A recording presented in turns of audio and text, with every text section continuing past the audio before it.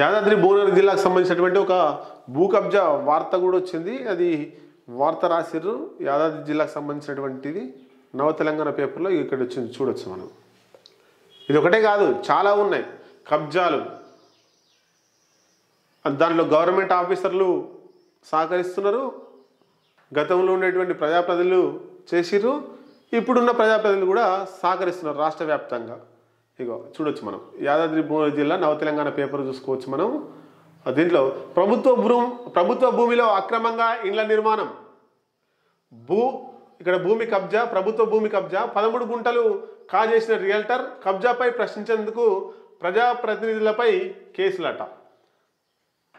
ఇది వార్త మనం పూర్తి ఒకసారి చదివే ప్రయత్నం చేద్దాం. రాష్ట్ర రాజధాని హైదరాబాద్కు యాదాద్రి భువనగిరి జిల్లా అతి సమీపంలో ఉండడంతో ఇక్కడి భూములు ధరలు కోట్లలో పలుకుతున్నాయి. కబ్జాదారులు ఇదే అదునుగా భావించి ప్రభుత్వం భూమి పక్కన భూములను కొనుగోలు చేయడం, ఆ భూమిని కబ్జా చేయడం, పట్టా భూములు ఉంటే చెరువులు కుంటలను కూడా వదిలిపెట్టకుండా వాటిని మట్టితో నింపి చదును చేసి సొమ్ము చేసుకుంటున్నారు.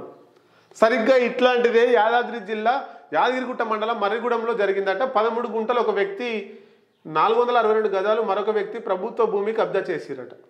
13 గుంటలు ఒక ఆయన,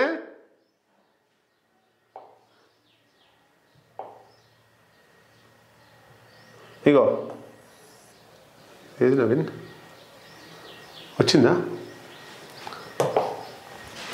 ఇగో 13 గుంటలు ఒక వ్యక్తి, 462 గజాలు ఒక వ్యక్తి. భువనగిరి జిల్లా కేంద్రంలోని మున్సిపాలిటీలో పనిచేసే ఒక ఉద్యోగి ప్రభుత్వ వెబ్సైట్ను దుర్వినియోగం చేసి కోట్ల విలువ చేసే ప్రభుత్వ భూమిని రియల్ ఎస్టేట్ వ్యాపారులకు మాజీ యుడిఆర్ఐ కట్టబెట్టారని ఆరోపణలు ఉన్నాయి. మాజీ యుడిఆర్ఐ ఈయన నెంబడే అరెస్ట్ చేసి జైలుకు పంపించాలి, దీని మీద విచారణ చేయాలి. అదేవిధంగా మండలంలోని గౌస్నగర్ గ్రామంలో రియల్టర్లు కుంటను పూడ్చివేస్తున్నారు. గౌస్ నగర్ ఇది యాదాద్రి భువనగిరి జిల్లా పట్టణానికే.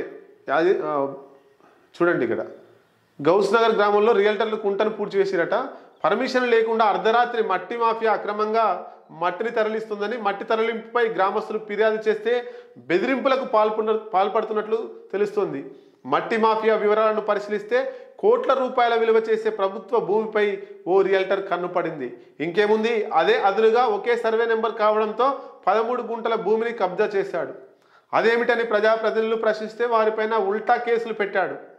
ప్రజాప్రతినిధులు, అక్కడ ఉన్నటువంటి కౌన్సిలరు, అక్కడ ఉన్నటువంటి సర్పంచ్, వార్డు మెంబర్లో వాళ్ళు ప్రశ్నిస్తే వాళ్ళ మీద ఉల్టా కేసులట. మరి ఈయనకు ఎవరు సపోర్ట్ చేస్తున్నారు?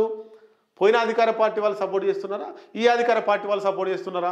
వెంటనే దాని మీద విచారణ చేసి ఎవరైతే 13 గుంటల భూమిని కబ్జా చేసిండో ఆయన మీద విచారణ చేసి ఆయన మీద తగిన చర్యలు తీసుకోవాలి. తర్వాత యాదగిరిగుట్ట మండలంలోని మర్రిగూడెం గ్రామంలో సర్వే నెంబర్ 521లో 4 ఎకరాల 12 గుంటల భూమి ప్రధాన బీటీ రోడ్డుకు ఆనుకొని ఉంది. సర్వే నెంబర్ 521లో 4 ఎకరాల 12 గుంటలంట. ఒక ఎకరం ధర సుమారు 2 కోట్ల వరకు ఉంటుంది. ఉమ్మడి ఇక్కడ చూడండి, 30 ఏళ్ల క్రితం ఇందిరమ్మ ఇండ్ల కోసం కేటాయించిన ప్రభుత్వ భూమి అట, ఇప్పటిదాకా కబ్జాకు గురైనటువంటిది. ఉమ్మడి చొల్లేరు గ్రామ పంచాయతీగా ఉన్నప్పుడు నిరుపేదలకు ఇండ్ల నిర్మాణం కోసం మర్రిగూడెం సర్వే నెంబర్ 521లో 4 ఎకరాల 12 గుంటల భూమిని ప్రభుత్వం కేటాయించింది. భూమి చదును చేసి 120 గజాల చొప్పున 2006లో సంవత్సరంలో ఇండ్లు లేని పేదలకు 83 ఫ్లాట్లను కేటాయించింది. ప్రజలు సకాలంలో ఇండ్లు నిర్మించుకోకపోవడంతో ఆ పట్టాలు రద్దయ్యాయి. అంతలోనే ఒక నెస్కాటెక్ హోమ్ కెనడా అనే పేరుతో ఒక సంస్థ మొదటిగా పోచమ్మ దేవాలయ నిర్మాణం పేరిట ప్రజలను బురిడి కొట్టించింది. సుమారు 462 గజాల భూమిని ఆక్రమించారు. ఆ భూమి 2017 సంవత్సరంలో చొల్లేరు గ్రామ పంచాయతీ రివిజన్ రికార్డులలో నమోదు చేసుకోవడం గమనార్హం.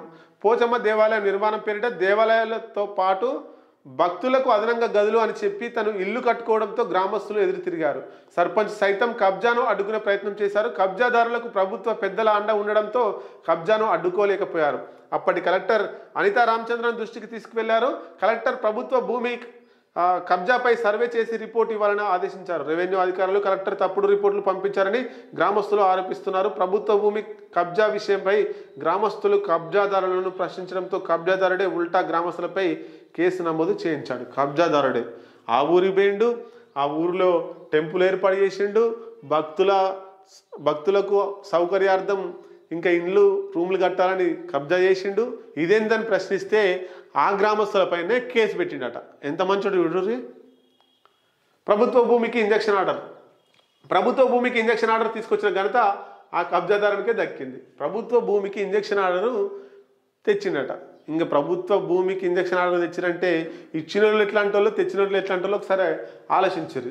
ప్రభుత్వ భూమి అక్రమంగా కబ్జా చేయడంతో పాటు గ్రామస్తులను కబ్జా అడ్డుకునే ప్రయత్నం చేస్తే వారిపైన కేసులు పెట్టి ప్రభుత్వ భూమికి ఇంజక్షన్ ఆర్డర్ ఉందని ఒకే సర్వే నెంబర్ కావడంతో సొంత భూమికి ఇంజక్షన్ ఆర్డర్ తెచ్చుకొని బెదిరింపులకు పాటుపడుతున్నాడు. ఇప్పటికైనా అధికారులు దృష్టి సాధించి కోట్ల విలువ చేసే ప్రభుత్వ భూమి నిరుపేదలకు దక్కేలా చూడాలని ప్రజలు కోరుతున్నట. ఇగో కేసు అయింది పెద్ద మనిషి మీద. బోదా స్వామి అట మరిగూడెం అడ్డుకున్నందుకు కేసు పెట్టిరు ఈ పెద్ద మనిషి మీద. రియల్టర్ అక్రమ కబ్జాను అడ్డుకోబోతే తన కొడుకు వార్డు నెంబర్ కావడంతో అతనిపై కేసు నమోదు చేసి బెదిరింపులకు పాల్పడ్డారని ఆరోపించిందట. హద్దురాలు నాటి కబ్జాదారులపై కఠిన చర్యలు తీసుకోవాలని కోరుతుండు. ఈయన కూడా గడ్డం లక్ష్మయ్య, ఈయన కూడా గ్రామస్తుడట. ప్రభుత్వ భూమిని కాపాడాలని చెప్తున్నాడు. ఇక ఇదంతా జరిగితే తహసీల్దార్ ఏమంటుండు, యాదగిరిగుట్ట తహసీల్దార్ 521 ప్రభుత్వ భూమి కబ్జా విషయం తమ దృష్టికి రాలేదట. ఆ విషయం మీద ఎవరన్నా పిటిషన్ ఇస్తే విచారణ చర్యలు తీసుకుంటాడట. అంటే ఎవరన్నా వచ్చి కబ్జా అయిందని చెప్తే చర్యలు తీసుకుంటాడు తప్ప ప్రభుత్వ భూమిని కాపాడాల్సిన బాధ్యత ఎంఆర్ఓకి లేదా, తహసీల్దార్కి లేదా? తహసీల్దారు ఆయన పట్టించుకోడా? ఎవరైనా కంప్లైంట్ చేస్తే పట్టించుకోవాలనే పద్ధతి ఎక్కడిది?